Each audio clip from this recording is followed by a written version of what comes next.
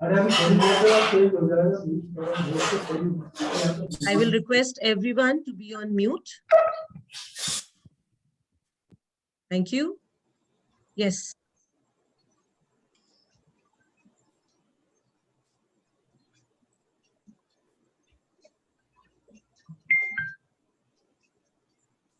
Yes, Manisha ma'am. Shall I start? Yes.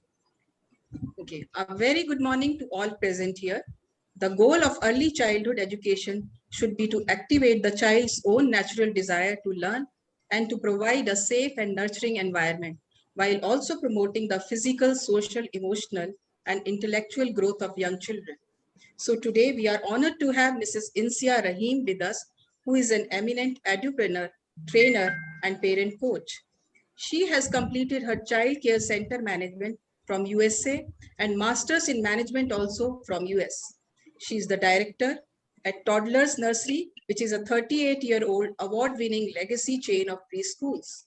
She is also the founder of Learn to Teach, a complete education service provider with a focus on online teacher training, curriculum design, and parenting. Mrs. Rahim was one of the 11 Indians invited to Finland to study in depth the Finnish education system. Mrs. Rahim has trained 8,000 plus parents and teachers across 50 plus schools. Learn to Teach has also supported thousands of teachers from top schools with online training during COVID, helping them to change from offline to effective online teaching. She loves to read, scuba dive, and travel with her family. Today, Insiyah ma'am will guide us about the importance of quality education in early childhood. We welcome you, ma'am. And now I request ma'am to take over. Thank you so much, Ms. Manisha, for that warm welcome and those kind words. It's really my pleasure to be here. Same here, ma'am. Thank you. Thank you to all you wonderful parents and staff at Cambridge School for joining us today on this lovely Saturday morning. I'm really excited to be spending this time with you and discussing about a topic which is really very close to my heart, something that I'm extremely passionate about. So I'm really excited to be here today. And once again, I'd like to welcome all of you. Now, to really benefit from this session, I'm sure most of us are parents of young children.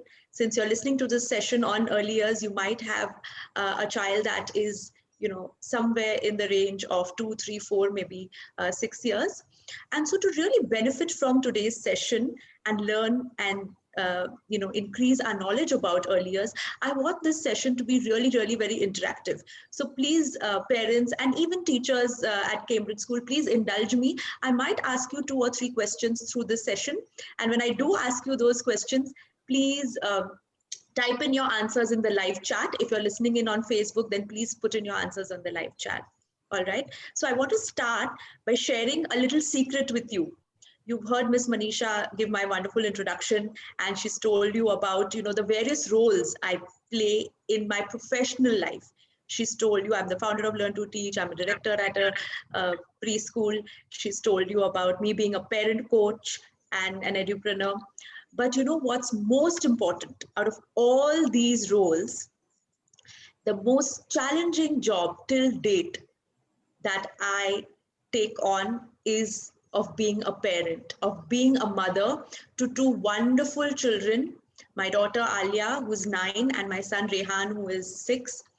So I understand, and I'm sure you all will agree, especially if there are any parents, any homemakers listening in today who have given up their careers or who have dedicated their time for their children. A huge clap, a salute to you fathers. Let's salute these mothers, because I am confessing today, and I'm sure you all will agree, being a parent is more challenging than any professional job.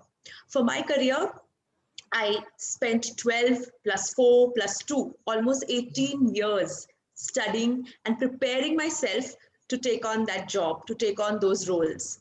as did, I'm sure many of us have, you know, some of us might be engineers, might have PhDs, we're doctors. We're so well educated to perform our duties in our professional life. But as parents, seek jaoge. Ma banoge, seek jaoge. On the job training, isn't it? We all learn when the baby comes, you become a parent. So, and it's very, very challenging. A lot of us have learned a lot of things by just observing our parents, right? We didn't really have any kind of formal education, any kind of training to be the best version of ourselves. So my first question to all you wonderful parents out there is that right now, in this challenging and difficult time, what is your confidence level? Currently, at the start of this session, what is your confidence level as a parent? If your confidence level is very, very high, I want you in the live chat to please type in a 5. This means that you are, you know, extremely, very, very confident, very happy. Your child listens to everything that you say, and you are never angry. You don't have to shout at your child. I'm really sorry, Manisha ma'am, I'm hearing some voice echo or lag. Is it just from my end?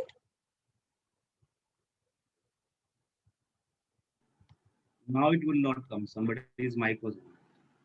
Okay, thank you so much. Thank you so much for that. All right, sorry about the interruption. All right, so going on with our question, parents, if you feel very confident, if you feel that your children always listen to you, you don't feel stressed, you're never angry, you don't have to shout at your children, they are not stubborn, they listen to whatever you say, they eat on time, they sleep on time, and you're having a beautiful relationship with your child. Very ideal case scenario, even I don't think I can give myself a 5. But if you feel like that right now, that confident, then put in a 5. If you feel that there are some good days, some bad days, the good days are more than the bad days, right? Parenting is a rocky ride, we all agree. So if you feel that the good days are better, then put in maybe a 4. If you feel they're about equal, put in a 3. And right now, if you're feeling low, if you're feeling that it's very challenging for you, there's a lot of stress, a lot of chaos, so many things to manage, not enough help at home, and the entire family is working from home, then maybe you can even be very honest, no judgments, put in a 1 or a 2. And may I please request somebody to help me with answering what the parents have put in there. And don't worry, you can be absolutely honest, however you feel. My promise to you today will be that by the end of the session, it will be my humble attempt to ensure that whatever is your answer, whether it's a 1, 2, 3, 4, we will ensure that towards the end of the session, if you stay on till the end, our number will increase by at least 1 or 2 points. So if you're feeling like a 1 or a 2 in your confidence level, we'll be a 3 maybe. If you're feeling a 3, maybe we'll move to a 4. All right. So can somebody help me? We have started getting responses. We are majorly getting 4, 3s from the parents. All right. Yeah. Excellent. Excellent. Thank you so much, parents. It's so nice to know that many of you are confident. A lot of you are feeling 4, some are feeling 3s. And let's ensure what can we do to increase our confidence level and be better version of ourselves as parents. All right. So let me quickly share my screen here and get started with today's session. All right. I'd like to start by just giving thanks. Thank you so much to Cambridge School. Mrs. Seema Karki has been wonderful, and I'm so glad that they've pursued to get me here today, and I'm getting this opportunity to really connect with your wonderful team of educators and parents. It's our pleasure to collaborate with you. So thank you so much to all of you. As you all know, in my heart, I'm a teacher, I'm an educator. And as teachers, what do we do? As educators, we love telling stories to our children, right? So I'm going to start today's session, if you allow me, by telling you a short story. And this story will kind of set the tone. And I will keep referring back to the story throughout this session. So this story is about a young boy, a 10-year-old boy. And as you listen to this story, parents and teachers, please close your eyes and imagine this entire story, and also try to relate and put yourself in the shoes of this boy. So there is this young 10-year-old boy, and he loves animals, he loves plants, he's particularly fond of butterflies. All right.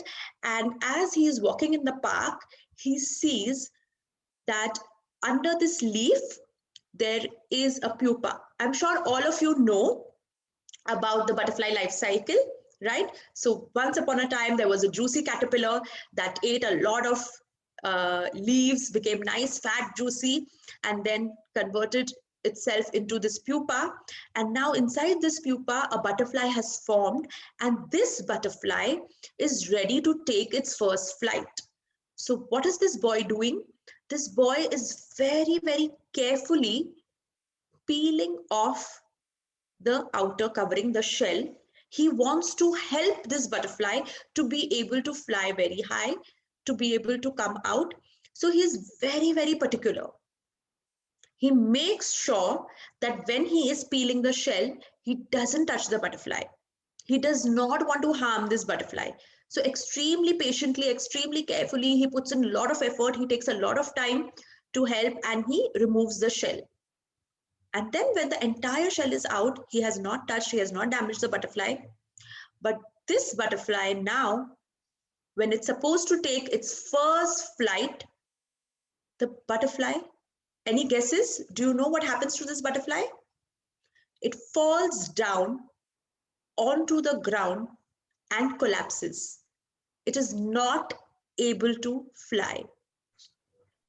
Can anybody tell me, why do you think this happened?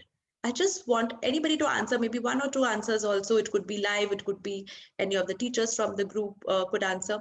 Why do you think that the butterfly, with all the help that it received, is not able to take its first flight? Ma'am, it is, I think, because when the butterfly comes out from that shell, it needs to struggle, and then only the strength comes to the wings of the butterfly. So when we make easy for the butterfly by, just breaking the shell and helping it come out, that particular part did not develop properly. So that is the reason that it could not fly after coming out of the shell. Absolutely. So most of you might be thinking that, the butterfly didn't get its chance to struggle. The struggle is important. Yes, that is one part of it. Let me explain a little more technically. A newborn butterfly has a very large head, okay? And this head, when it is trying to break open the shell, it uses its head to bang onto that shell and push it open.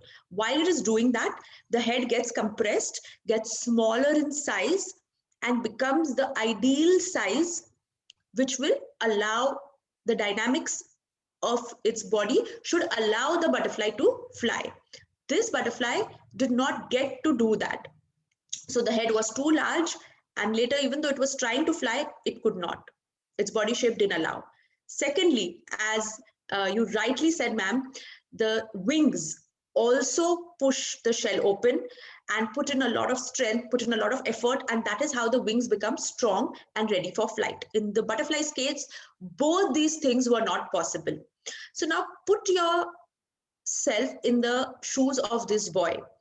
All of us as parents, we want the best for our children. I have coached and counseled hundreds of parents who are struggling, who have issues with their children.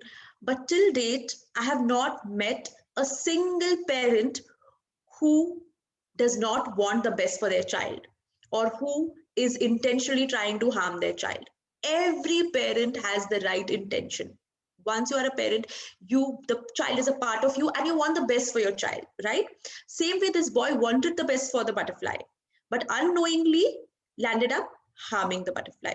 So today's session will be a little about becoming aware that what are the things we could be doing, and we don't need to admit, it's just for us to reflect. Just think about this even for the next couple of days, and that will be the best gift we can give our children, right? So just ponder on this, that what is it that sometimes we do to our children, help them too early, help them too soon, provide too much to them, that they don't get enough struggle that they do require. All right, so keeping this story in mind throughout the session, let's talk about the agenda for today's session. Today, I'm going to be talking about... We'll be talking about importance of the early years. We'll be talking about pandemic parenting. We'll be talking about the difference between active versus passive screen time. And finally, we'll be talking about, as parents, why it's important to adapt to change, constantly change and improve ourselves and become better versions of ourselves to be able to help our children. All right. So with this, I'd like to start by talking about the importance of the early years. I'm sure most of you are aware that 0 to 6 is the most important, the foundational years. Even now, the National Education Policy agrees and has taken into consideration the early years, is putting a lot of importance on early years education. So we all know, and research has shown us that 0 to 6 years is when 95% of brain development is happening. What do we mean by this? Why don't we see then that many baby geniuses? If 95% of brain is already developed and the rest from 6 to whatever is your lifespan, only 5% brain is developing, then why doesn't a 6-year-old know everything? Why can't they solve complex math problems? And why can't they, speak multiple languages? And why can't they solve complex physics equations? The reason and the way to understand this 95% of brain development is that think of the foundation of a building, right? When you are building a building, the foundation is 95% of that building's strength. Similarly, in the brain, the neural connections that are forming based on what happens in the first 5 years, how strong is the basic concepts of numeracy, of literacy, of alphabet recognition, of vocabulary, of grammar exposure, of vocabulary exposure, of exposure to stories. Based on that, everything else can get built. If my foundation is weak, no matter how hard I try, I will not be able to have successful brain building. So this is what it means when we say that 95% of brain develops in the early years. There is a big difference between raising and nurturing a child. When we say that 95% of brain develops in the first 5 years, then what is it that we can do to ensure that we support this growth? Most parents in the early years think that their job, their role is to raise the child. What do we mean by raising? It means that we feed them on time, give them healthy, home-cooked, nutritious food. We give them a bath every day. We keep them clean. We ensure that they get all their vaccines, they're taken to the doctor. We make sure that they are not getting sick. And that is about raising. This will ensure that your child just grows well in size. But when I'm talking about nurturing, it means that my child gets the right amount of love, care, support. My child should get stimulus of a lot of stories, rhymes, base in literacy, understand alphabets, numbers, phonetics, logical activities, fine motor activities. When my child gets all this stimulus in an environment which is very, very safe, where my child feels loved, protected, cared, and not just by one adult, by both parents, by other adults, such as educators, caregivers, then I can ensure that 95% of my brain building happens. As I already told you about the strong foundation, and as I told you about the difference between raising and nurturing, I'd like to give you 2 examples. Think of nurturing as growing a mango tree. When I am growing a healthy plant, in my first 5 years, I have to ensure that the soil is right, fertilizers are there, nutrition is provided through the soil, sunlight is there, water is there. If I compare this to my child, all those things in nurturing that I mentioned, the right stimulus, the right exposure, if all these things are provided to my child, love, care, not just one, both parents, multiple adults. If this is given, then the foundation is strong. Then my roots of my plant are going very, very deep into the soil. But why don't we see this? And why do parents still think early years it's not so important? Hardly the child talks anything. Few rhymes they say, few alphabets, few numbers. I can teach that at home also. My child doesn't need to go to school. The child is hardly speaking yet. What is the output? The output you will only see after 5 to 6 years. My tree will bear fruit only 5 to 6 years later. And if the roots are strong, if the foundation is deep, every year I will get beautiful, big size, nice, juicy, ripe mangoes. My child will do very well later on in school, will not need tuitions, will not need counseling. But you know what's very unfortunate? Early years are not given enough importance. When my child starts doing well later, we give credit to the high school. And we say it's because of this, it's because of that. If my child is doing very well later on, trust me, research has proven this, and all the most developed countries spend maximum of their GDP into early years programs, into research in the early years, and that is how they ensure that their country year after year is producing good, intelligent citizens. So if I take the second example of explaining to you about a building and its foundation, if in the early years of the building, if I use the right quality of steel, cement, I don't compromise, I don't do mixing, then my foundation is strong, is deep for my child. If my early literacy, early numeracy, social emotional skills, physical development, motor skills, all these are well developed, then my child can thrive and do extremely well year after year. My building can grow very, very tall. I can get a skyscraper. But if I don't do these things in the early years, you know what happens to those buildings? Every year there is repair work, there are leakages, there are termites, and all the possible problems that you can get. Every year you have to spend on painting, on repair, on leakage. Sometimes if the building is not strong enough, foundation is not strong enough, you might have to break down the building and rebuild it on that site. But in the case of my child, we absolutely don't have that liberty. Can you reboot? Can you turn back time? No, we can't. So what we give in the first 5-6 years, this is the biggest advice, and I counsel all parents that a lot of parents say, I'm saving for later. I'm saving for the IITs and the IIMs, and I'm saving for college. If you invest in the best early years program, your child will get scholarships. Your child will not need tuitions. Your child will thrive, will succeed in life, no matter where they are. So parents, early years and a strong foundation, I can't tell you how critical and how important it is. I'm sure you all agree, and I'm sure a lot of you have got a clearer picture of this. Now I'd like to talk about, as parents, we all agree now, we know the importance of the early years, and we want to give the best to our children.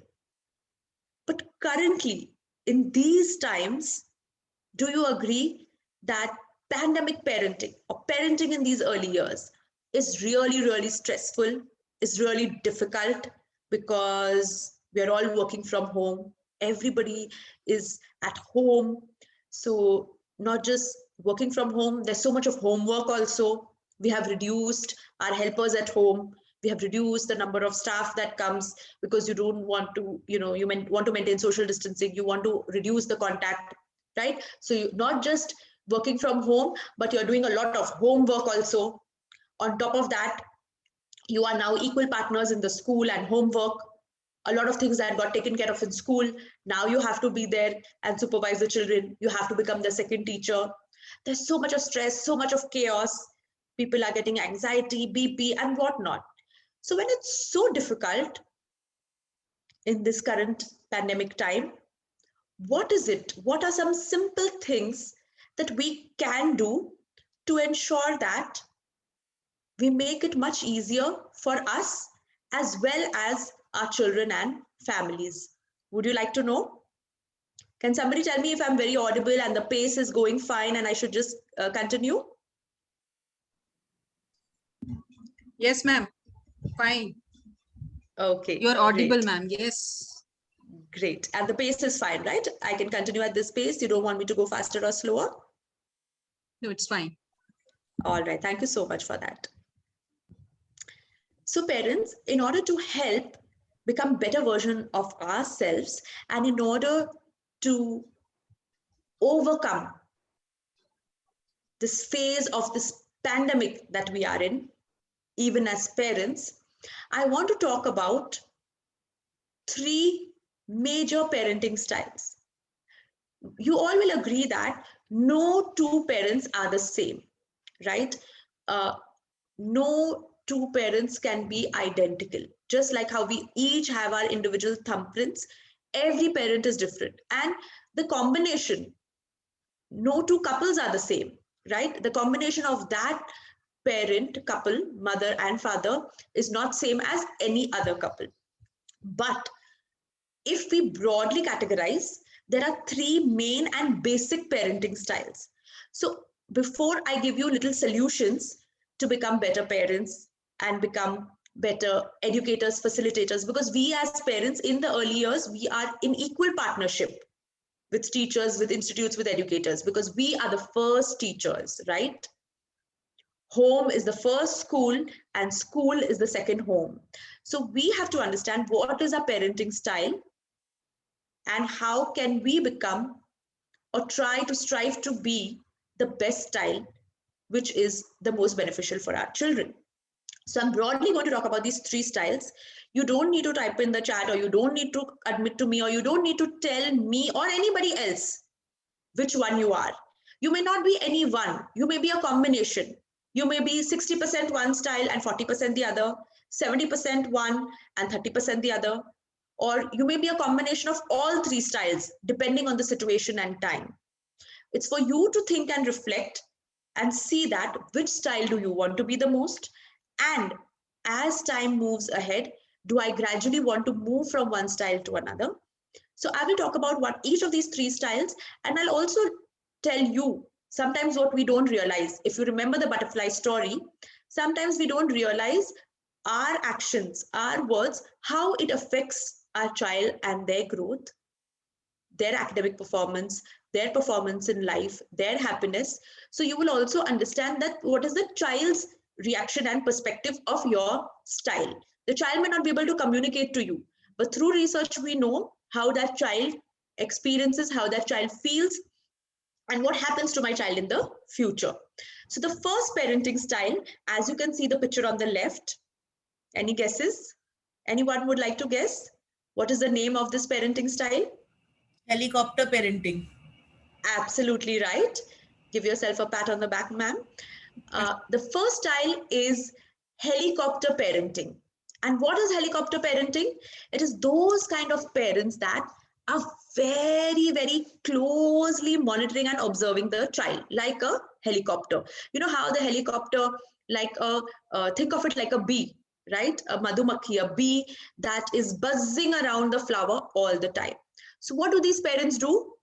ये मत खाओ, ये मत पियो, इससे बात मत करो, पहले होमवर्क करो, अभी नहा लो, don't put this in your mouth, don't touch this, don't do that, first do it like this. And these are the parents that if my child is about to even face any problem, just like that boy, if there is going to be a roadblock on the road that my child is walking, these parents will bring a bulldozer and remove that roadblock, because they feel it is my duty as a parent to always be there, to always solve all problems, always to take care of this child. Everything has to be smooth and easy. Whatever problems I faced in my life, whatever my parents didn't do, I have to do everything for my child. But what happens? My child doesn't get to explore. My child doesn't get to experience problems. So when a real life problem ever comes for my child, when my child grows up a little, maybe at their job, maybe in college, then my child goes into maybe anxiety, into depression. When they have failure, they don't know how to handle it. They are not independent at all. They can't do anything on their own. It's no surprise. They have never been allowed to, right? So they feel very limited. They cannot make any decisions on their own. Now, the second parenting style, you can see the picture in the middle. And would anybody like to guess the name of this parenting style, please? Look at the picture in the middle. Can we say authoritative? Somebody who demands complete authority? Not sure about that. Okay, that's a Ma'am, wonderful, leadership great style. answer. Ma'am, leadership Type. style. Okay. Okay. Is Not it the answer you're looking dominating? for. Yes, Is it dominating. dominating? Yes, these are the qualities of that parent, Ma'am, but I'm looking for the name. Name. And the Tiger name mom. is very, very, yes. Protect. Tiger Who is mom. that? Yes, I had somebody who said tiger. And not just mom. Let's not defame the moms. This could be a dad also, right? And I know a lot of dads who are tiger parents. Thank you. We Okay? needed that. Yes. So the second style of parenting that I want to talk about is tiger parents. And what are these tiger parents? Always angry at the child, always shouting, yelling.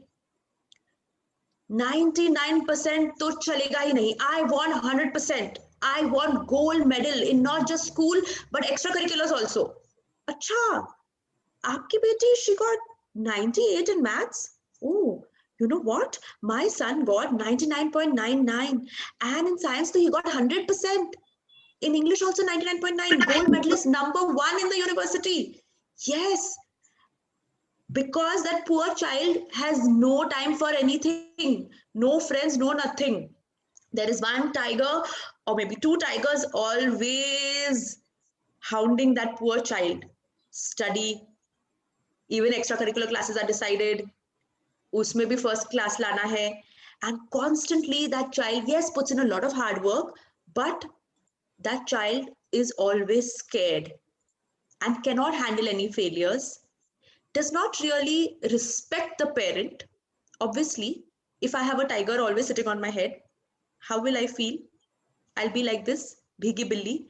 I will be this little deer and I will wait when this tiger will go take a nap so I can also breathe, right? Same thing for the helicopter. How will I feel? I will wish that thodi der ke liye this helicopter gets spoiled or something happens to this helicopter that I am left alone, isn't it? So these children are, again, not used to failure, not used to exploring things on their own. They're always scared. They don't really respect their parents, but they follow whatever the parents say because they're very scared. And what does a parent feel? Parent feels, हम गुस्सा करते हैं, हम चिल्लाते हैं, but इसमें प्यार है. We care for you. We want you to excel. We want you to succeed. We want you to be #1. If I am not strict, how will you be #1? So I am strict so that you can do better. So I am sacrificing for you. If I am shouting at you, it is for your own good. Right now, you're not realizing, right? This is what these parents feel. But think in the bottom of your heart, as a parent, at the end of the day, what do you want? Yes, you want your child to succeed, but at what cost? And you also want your child to love and respect you, right? So do you think that's possible? Now let's move on to the third parenting style. Would anybody like to guess? Can you see the picture and tell me the name of the third parenting style? It's a lighthouse. Lighthouse style, keeping a watch. Yes, absolutely. So the third style of parenting is a lighthouse parent. Now, what does a lighthouse parent do? From a distance, it observes the child. What does a lighthouse do? When there is a boat or a ship at sea, it is guiding. It is showing the path with its light, right? So from a distance, it is guiding, it is showing, and it is there. It doesn't step in too often. It lets the child explore, experience, and discover things. That doesn't mean lighthouse parent is very easy. Chalo main ऐश करूंगी, मुझे जो करना है, I'll do whatever. जा बेटा जी ले अपनी जिंदगी. You do whatever you want. I will do whatever I want. No. Lighthouse parents put in a lot of effort. They are always role models. If I want my child to read books, and not watch TV? Can I be watching my news and all my shows on TV and tell them, you don't watch your cartoon, you go and read your book? It doesn't work like that, right? If I want that for my child, I have to role model it, or I have to read to my child. I have to read with my child. Automatically, my child will get interested in that. If I want that my child should always put their clothes in the laundry basket, of course, not for early years, but it can start in the early years as well. But if I want that my child always puts back the toys after playing, if my child cleans up their room, keeps their cupboard and desk clean, keeps everything neat and clean, puts their shoes in place, then I have to ensure that my room is also neat and clean. My clothes are kept in place. My clothes are in the laundry basket. My shoes are kept properly in the cupboard. If I am not following and I am instructing, it does not work. So a lighthouse is always being a good role model. A lighthouse also is smart enough that sometimes when I know that my child or my boat or my ship is in a problem, is in a situation where there is a big storm and the boat cannot pass a signal to me, for the most part, 90% the lighthouse will only go in and help until the boat or the ship or the child comes and asks for your help, right? Because that is when it will be valued. But sometimes my lighthouse should be smart enough to know that the situation is so bad that the signal is not coming through, the child is not able to ask for help, the boat or ship is not able to ask for help. And in those situations, you go in and provide that help, right? So it's very important to become role models. And I'm sure we all are combinations of these at some point or the other. I'm a combination. But what we can meditate and reflect on every day is, today, what percentage was I a helicopter? What percentage I was a tiger? And what percentage I was a lighthouse? And tomorrow, in these same situations, what can I do to change my style slowly and gradually? So let me give you some solutions, some tips on how we can change our parenting styles, how we can help become better and more conducive parents, right? So specifically for the early years, and this is true even for older children, it's true for any age group, it's true even for adults, but more so for children, it's extremely important to have a very healthy routine. Currently, as I was talking about pandemic parenting, stress, chaos, I know for us also we have random routines.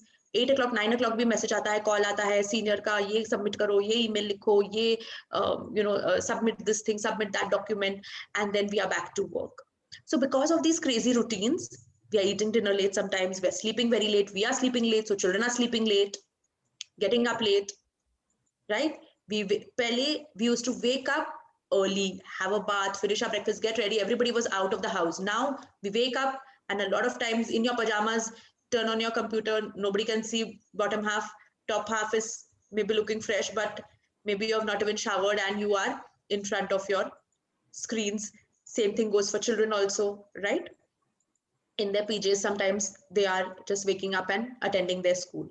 A healthy routine is extremely crucial and important because after 9 p.m., that is from 10 p.m. to 2 a.m., in a growing child, growth hormones are released.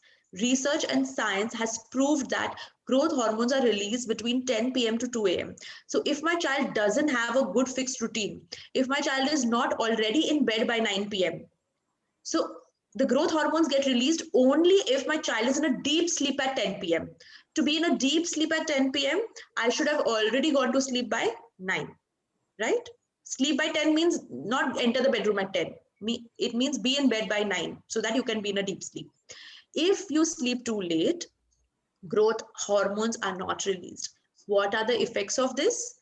Later on, my child could have speech difficulty, problem with maths. My child could have issues with their height, with their weight, with their growth. Any kind of issues could come up because the hormonal imbalances there. Any kind of illnesses could come up. And we don't relate, we don't feel, we assume that causes are not known. We think this is a freak accident and it happens to 1 in 100 children, 1 in 50 children, to mere bacche ko ho gaya. No. It is connected to the routine. It's connected to the diet. Children should be eating fresh, healthy, home-cooked meals. Parents, if anything you take back from today's session, I really urge you that please avoid packaged food and foods that are high in sugar. Do you know sugar is an absolute silent killer? If any of you face this problem that your child is extremely very hyper, cannot sit still, cannot sit in one place, is very hyper, moving around, is little aggressive, sometimes violent also in the early years, they like to pinch, they like to hit. Please, when I counsel any of my parents and parents ask me that my child is hyperactive, child has ADHD, or any of these kind of behavioral issues in the early years or even later, the first two questions that I ask any of my parents is, what is the sugar intake in the diet? And how much TV, mobile, cartoon, rhymes, passive screen time does my child watch? Now, when I say, we all know sugar is bad, right? We all know sugar is a silent killer. We all know sugar is as addictive as drugs, and it's not good. Sugar feeds sugar. The more sugar you eat, the more addicted you get. And you have a sweet tooth and you want more and more of it. But let me tell you that research has shown, and if you study nutrition, you will know that a child requires, and this is true for older children as well, 24 grams of sugar in the entire day in their diet. 24 grams in the whole day. Do you know 1 glass of milk without adding any sugar in it, normal plain milk, has lactose in it, which is a form of sugar. It already has 12 grams of sugar.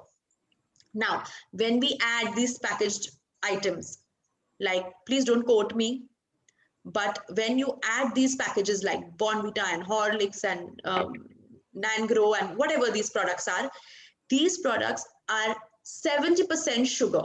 70% of the package is just sugar. So 14 plus grams of sugar in that 1 or 1.5 spoon that you add in the glass. So 1 glass of Bonvita or Horlicks is already exceeding the daily sugar limit. And this is not all. Our children have it. Maybe sometimes we're giving them twice a day because we want our children to grow well.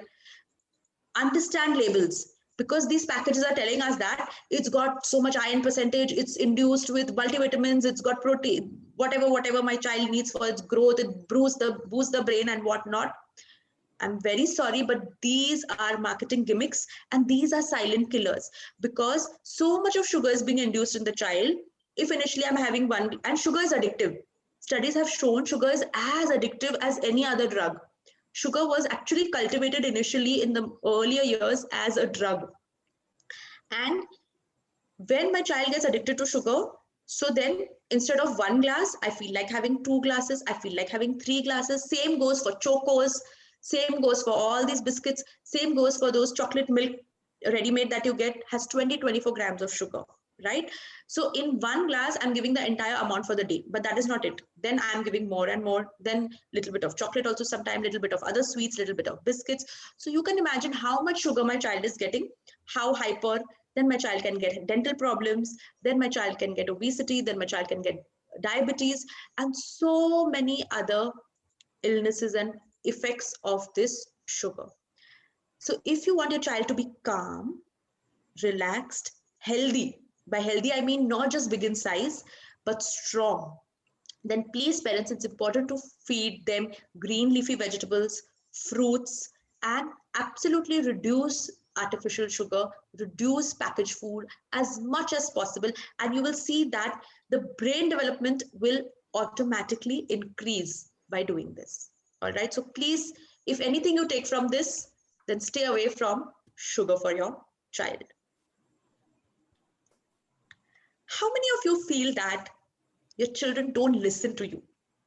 They throw tantrums, they are very stubborn, always making a mess, they make you angry, they cry. Do you feel this? Do you agree? If you do, then please type into the chat.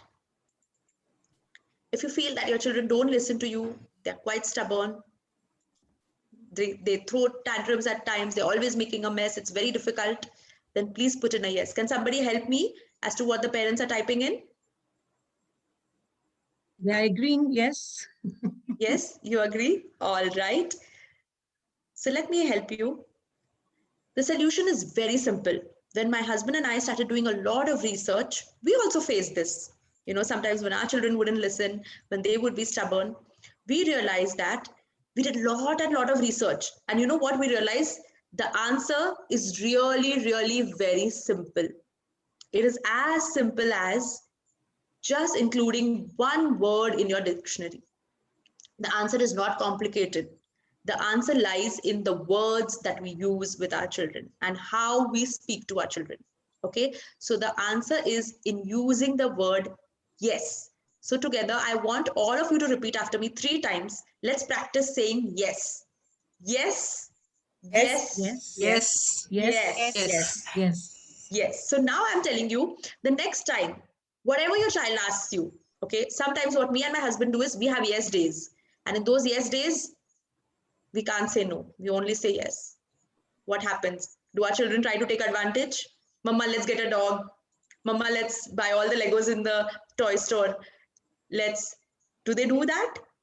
Well, they might try, but how do you ensure that you are using yes to positively work on your child? And how can you turn all those no's into yeses, still making your child do what you want and still making them listen to you? I'll give you simple examples, okay? Now, maybe it's lunchtime, maybe it's dinner time, the food is already on the table, you want your child to come and eat. What does your child say? I want to play for some more time. Can I go and play with my friend? Can I play my blocks? Can I do, sometimes they might not even ask. They just, better yet, they go out and they start playing. How do you say, yes, play, khelte raho, eat when you want? Can you do that? No. So how do you convert that? Can I play for some more time, or can I play right now? Can I play into a yes? Well, simple. Yes, you can play. Absolutely yes. First, let's eat our food. Now just compare the 2 scenarios. If my child says, can I play? I say no. Khana khao pehle. Come and eat. Everybody's on the table. You can't say you need to eat. Answer is no. When I am told no for anything, I am angry. To start with, I am offended. You didn't listen to me. I don't listen to you. But you know what? My parents are so kind. They said yes. They said, yes, I can play more. I can keep playing. They are allowing me to play. Let me also listen to them and let me also eat my food. Now, trust me, if a child is used to listening no very often and used to not listening to you, it may not happen in the first time, right? You may also find it very difficult to say yes. But gradually over time, if you start becoming a yes parent, this will change. Same thing. I want to watch TV first. I want to watch some more TV. I don't want to do my homework. Yes, even I will watch with you. But let's do our homework first. And even I will do it with you. Let's do it together. Or, yes, I'll watch it for 10 minutes with you. You tell me what it's about. I'm very interested in this as well.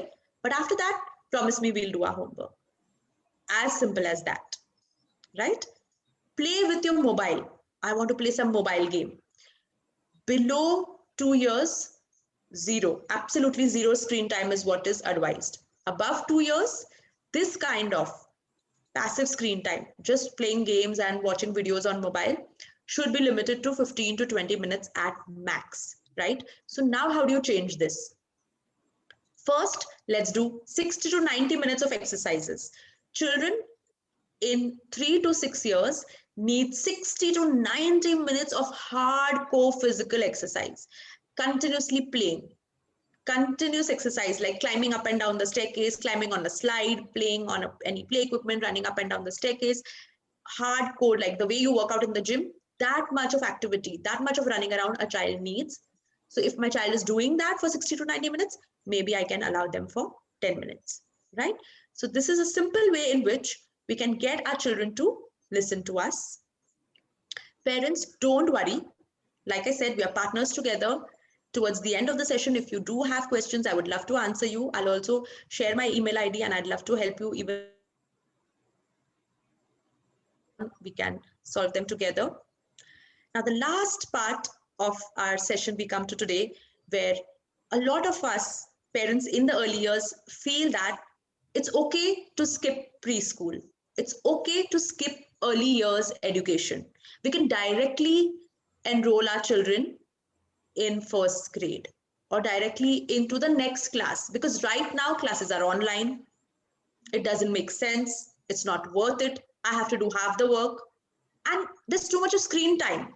So what is the point? Online, the studies are not the same. They're not able to do it well. Parents, I hear you. And trust me, your concerns are valid. We are not saying that these concerns are not valid. But let me explain that there are very, very big misconceptions when it comes to online education doesn't work for early years. It's not worth it. There's too much of screen time. I'm going to explain to you a very, very important terminology between active and passive screen time. When you know that early years, the foundation is so important, we cannot skip that. And a lot of parents are feeling that it's not working because maybe some schools are not able to deliver it well, but that doesn't mean that it is not being delivered well everywhere. And also this misconception that we have that screen time, all kind of screen time is bad screen time. Let me explain. There are two types of screen time. There is an active screen time and there is a passive screen time. Passive screen time is the screen time which my child watches as cartoons, Peppa Pig, Chota Bheem, and all these kind of Tom and Jerry, all these kind of cartoons that are available on YouTube, TV, any of these kind of channels. The way to detect passive screen time, one, the screen is extremely brightly colored, very bright in color. The movement, it's animated video. So the colors are very bright. The movement is very fast. To create that animation, the refresh rate in the screen is so high that my child doesn't even blink. The mouth is open, the eyes are open, and my child is blindly just staring.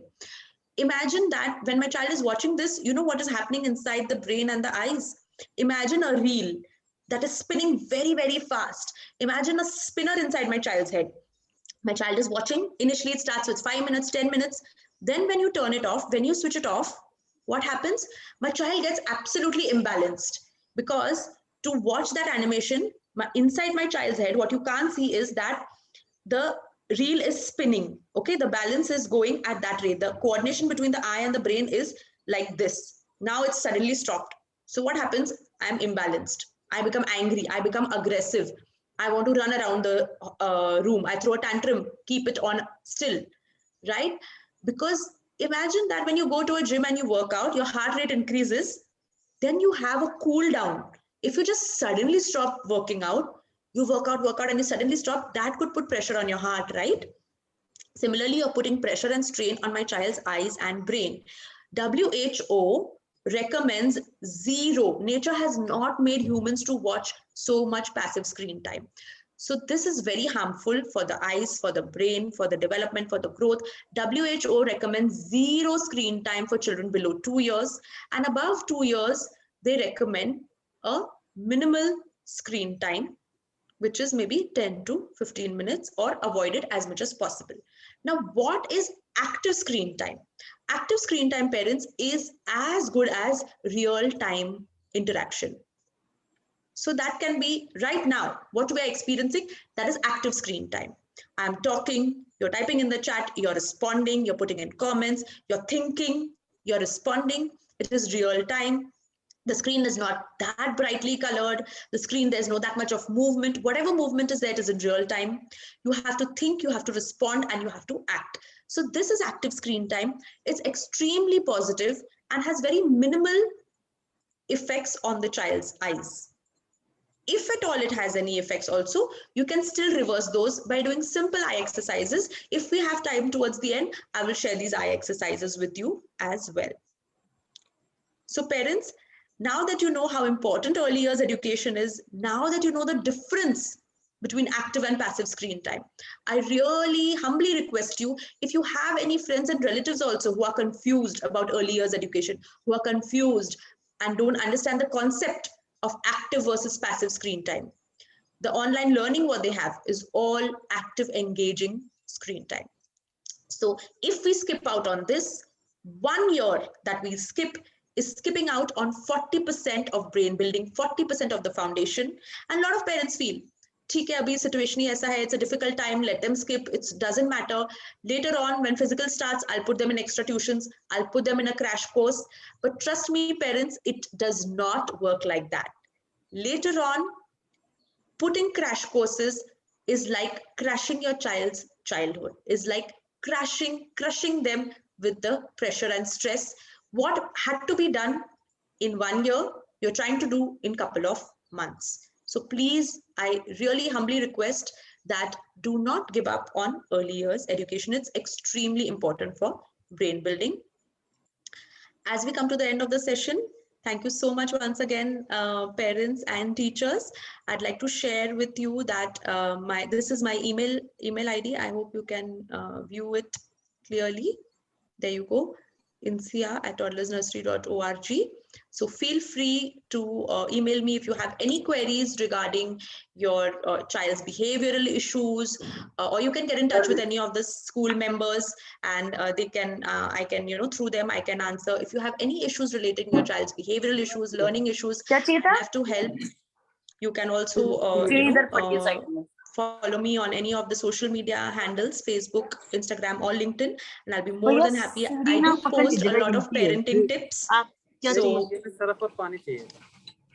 would, Shalini ma'am, please mute yourself. Shalini ma'am. Thank you so much. So yes, do follow me on social media. I do put in a lot of tips and suggestions for parents and teachers as well. So you could benefit and avail those. Finally, thank you so much to Cambridge School. I've had a wonderful interaction so far with Mrs. Seema Karki and everyone from the team. It's so nice to get collaborate and work with schools that really care so much about their team, their children, their parents, because it is a partnership. If we want the best for our child, then we have to want the best for our parents also. The institute, the child, and the parent, it's a triangle. And when this triangle has a strong bond and a relationship and all work hand in hand, then we get the best for our children. So heartfelt congratulations, and thank you so much to each and every one of you conscious parents who have attended today. You really do want the best for your child, and that is why you have stayed through this session, and that is why you are here with us. So congratulations for trying to be, and soon I'm sure you will become the best version of yourself. May I now ask the parents to please, after this session, how confident do you feel as a parent? If you feel more confident than when we started, then please put that into the chat box. If you have any questions, I would love to take maybe a question or two.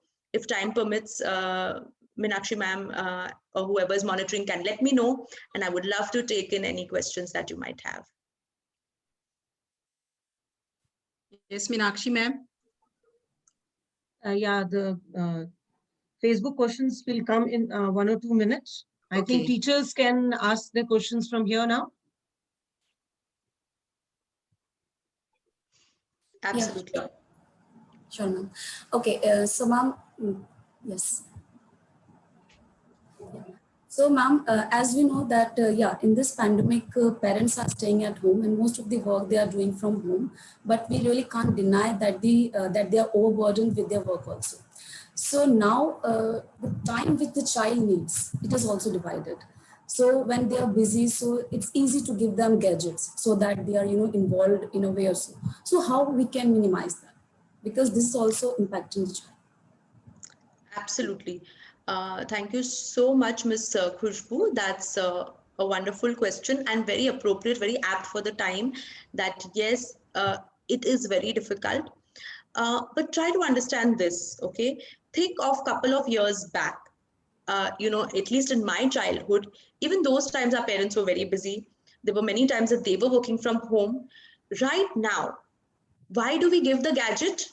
Because it is lying right there. It is the first option. It is the first choice. And it's very easy. It's very convenient. How many of us give our gadgets just so our child sits quietly in one place, right? So just so that our child is able to eat their food while watching that baby TV or whatever it is, right? Just because it's a convenience. See, now that you are more aware, now that you have understood the harmful effects of these gadgets, now that you have understood the harmful effects of this passive screen time, just that awareness. I had a parent whose child was 3 years old, but absolutely not speaking, no social interaction, could not make eye contact, and would just be, when it was away from the screen time, when he was away from the screen time, he would just be hyper and moving all over the room, just like I explained, because he used to watch 3, 4, 5 hours of screen time, and the mother couldn't help it. The father used to travel, used to be out most of the time, and the child was always watching the screen. I gave them a challenge. So my solution to parents is, do a 2-week challenge. A 2-week challenge of 0 screen time. And it's not that challenging. You can get alternative toys like blocks. You can get simple things like give them kitchen utensils, whatever my child is interested in. If my child is interested in building, then give blocks. If my child is more towards logical and loves solving puzzles, then try puzzles. There are many other options also available. It's just that many a times we don't try those because this is a convenience. This is easily readily available. For 2 weeks, and I told this same thing to my parent whose child was not speaking, not making eye contact, would just not sit still or listen to any instructions. And was extremely hyper. In 2 weeks, that child became extremely calm. That child would not eat on his own. Started eating on his own. Vocabulary, which my child was not speaking at 3 years, was not speaking. After stopping the screen time just in 2 days, because that mother was helpless. 4, 5, 6 is what she committed. Maybe it was all the time the child was probably on the screen, right? And what happens with this, like I said, it's addictive. So it keeps increasing. So now this child in 2 weeks started speaking one new word every single day. And that parent of mine became my strongest advocate. She went down in her society. She went to all her friends and she was the one saying that, trust me, I have been counseled and have seen the results firsthand. Okay, this child's name was Burhan, and seeing the first-hand results on my own son, I really, really suggest to you, please do this 2-week challenge and give absolutely 0 screen time, passive screen time, right? That is mobile and TV and cartoons for 2 weeks, and you will see a huge difference in your children. So I hope, Ms. Khushbu, that answers your question. Absolutely, ma'am. Thank you so much. Most welcome. Ma'am, I would like to ask you. Yes, Ms. Kriti. Yes, ma'am. Ma'am, actually, the parents of my class, one or two, they have been asking, like, we always say a no directly to the child. As you said, we should be a yes parent. Fine. But now after some time, they also, if I tell them you have to be friends with them, you have to say yes to them, and then you have to bring them to your platform. So they said, nahi ma'am, ab nahi manta. Now they don't come back to, now we have said no, so they don't come back, they don't revert back to our, this thing. So how do we, what do we explain to those parents, ma'am? Absolutely. That's a great, wonderful question. And see, we have to put ourselves in those parents' shoes. What they're saying is not wrong. What they are feeling and thinking is not absolutely wrong. Now think about it, okay? When you know somebody is, for example, and please, I'm not comparing, let me clarify, the example I'm giving, I'm not comparing that parent to that, okay? These are just 2 different examples. But if you know somebody is not honest, if you know somebody is a cheat, if you know somebody is, not a good person, and now suddenly that person is being very nice to you, or suddenly that person is listening to everything you say, are you going to trust them? You have your experiences from the past, right? So you are going to say, nahi, ye to I know this person, and overnight this person cannot change. It is not possible. I should not trust. What I have continued to do, and just the way that parent has not been listening to me, I have to continue not listening to them. I have to continue my behavior, because aaj ye dal mein kuch kala hai, kuch gadbad hai. suddenly ek din mein ye koi acha nahi ho jata, right? So what we have to understand is that we need to be very, very patient if we're trying to change. But trust me, if this repeated behavior, if that person did something really nice for you and proved their honesty, not once, but twice, but thrice, but 10 times, and you saw in multiple situations that in the same situation, no matter what happens, a testing time also, and people do change, right? So when I'm seeing that, no, this character has changed, this person's value has changed, they have realized their mistake. Any person can change, anyone can be better, right? Everybody has good in them. So when I start realizing, but for me to build that trust, it will take time.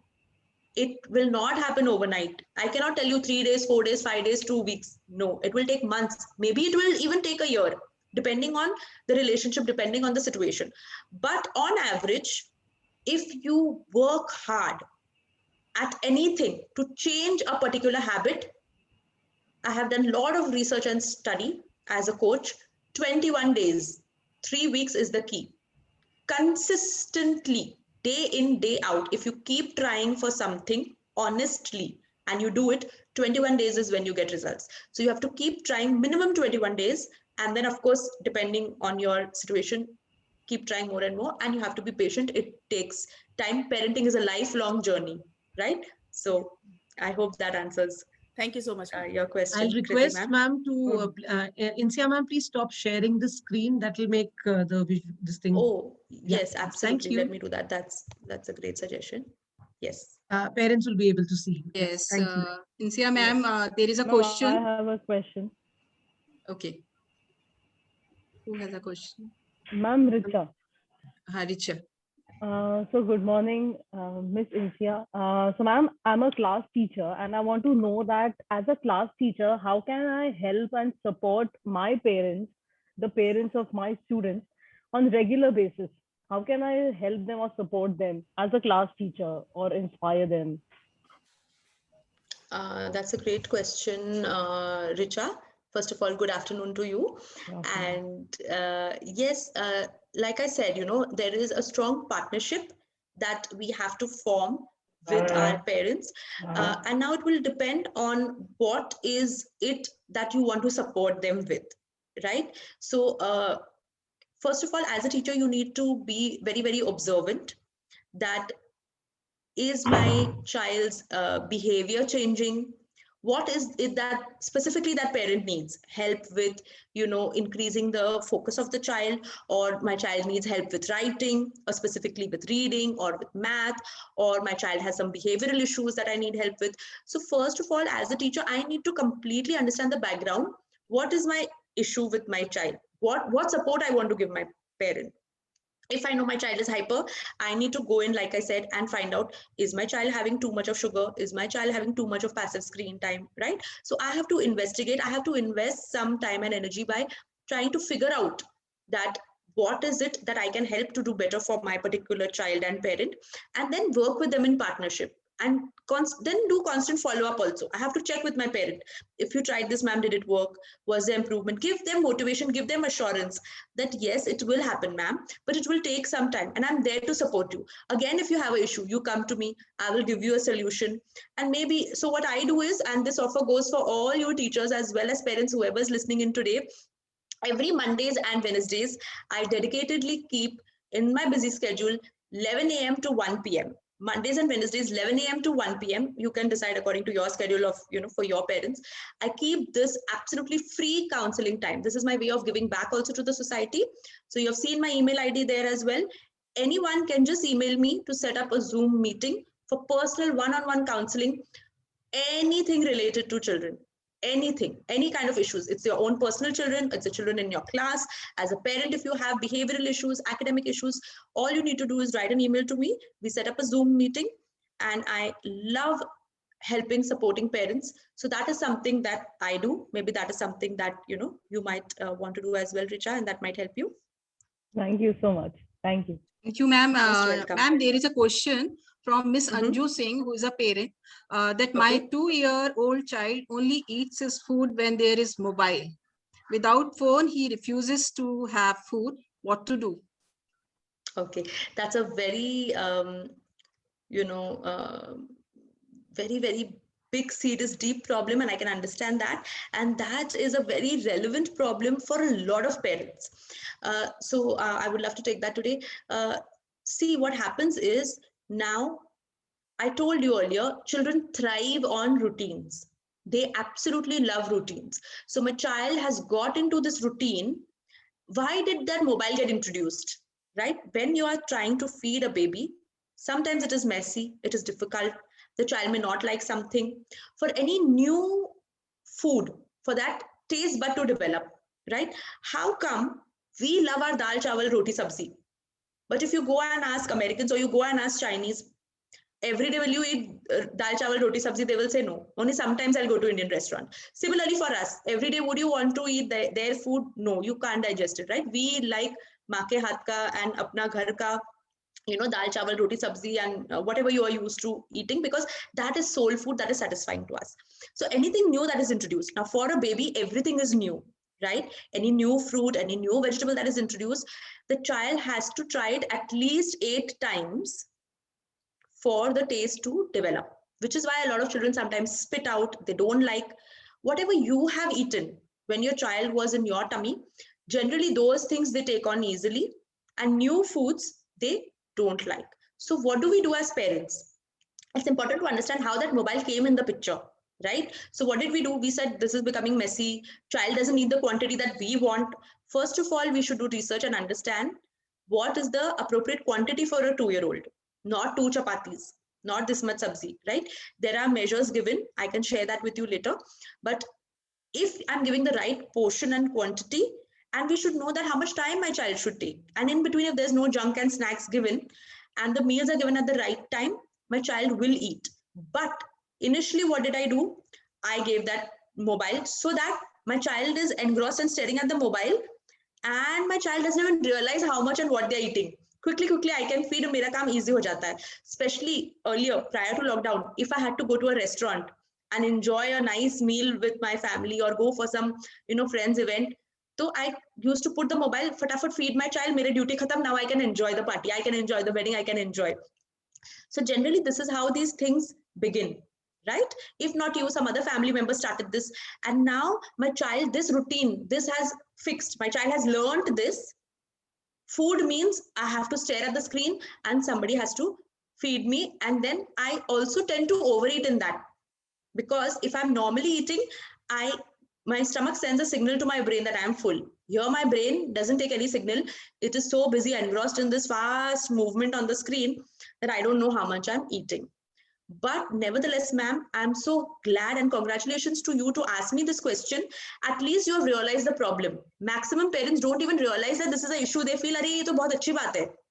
Mobile dikhao, jitna aapko chahiye, wo bacha kha lega. And quickly, my job is done quickly, then I'm free." But no, this is a problem. And if you want to rectify this problem, again, 3 weeks. 3 weeks of patience. First 2 days, the child may not eat. They'll throw tantrum. They may stay hungry. Then हमको क्या लगेगा? And घर वाले क्या बोलेंगे? भूखा मारोगे बच्चों को? What are you doing? अरे, after some point you will say he's not eating. Put on the TV, put on the mobile, and just give it. Children are too smart. They will never stay hungry. They will never starve. This is their way of just putting a strong fight. So it's absolutely okay. One meal if they miss, kuch nahi hoga. 100 gram bhi unka kam nahi hoga. It's perfectly fine. But everybody in the house has to be on the same page, has to be in agreement, should want to make this change. Be consistent and don't give it for a single meal. Don't do it once, then not do it the second time for your convenience. No. When you make up your mind, do it consistently for a period of minimum 3 weeks, and your child will lose this habit. I can guarantee you that. Okay. I hope this answers your question, ma'am. Yes, ma'am. Thank you, ma'am. Meenakshi, ma'am, more questions? Yes, ma'am. One more question. First of all, I would like to say thank you, ma'am, for this wonderful session, and it provided us valuable information. So my question is, ma'am, how to balance all the 3 types of parenting styles, and which parenting style should be given more emphasis on? All right, that's a great question. First of all, thank you for attending and listening to us today. I think I'll ask the question back to you. What do you think is the most important parenting style? I think according to me, lighthouse parenting is the best. Absolutely, And that is the best. sometimes, yes, Yes. yes, ma'am. Yes, absolutely. Lighthouse parenting is ideally the best parenting style, and we should all strive and aim towards being lighthouse parents 100% of the time. Now, that is almost near impossible. I understand and I agree with you. I would like to admit, I am sure, knowingly, unknowingly, even and I'm sure none of us, even the most perfect parent, cannot be 100% lighthouse, right? There are times we are all human, we make our mistakes, we have our emotional things that we are going through. There are good days, there are bad days. But just the fact that we are trying to be 100% lighthouse and we are making daily improvements and increments to be a lighthouse will gradually get us there. Daily, if we can tell our children, don't forget the 3 magic words, telling your children every day that you love them, telling your children every day that you are the best child, you listen to me, you are so good. Just a simple telling them this every day, reminding them, works on their subconscious level. Okay, and helps you, gives you faith also, makes you reminded also that yes, my child is the best child, and yes, I can be the best parent. All right, so it's important to, in order to strike a, I would say, to strike a balance, just become aware that okay, when am I being a helicopter, what can I change to not be this? When am I being a tiger, what can I change to become more of a lighthouse, right? By what is it? I gave you certain tips today, right? Try to become a yes parent, try to give them a nutritious meal, try to give them a good routine. For that, I have to be a role model. I have to write down and have a good routine for myself first. I have to follow that good routine and everything will fall into place. All right. Thank you, ma'am. Thank you so much, ma'am.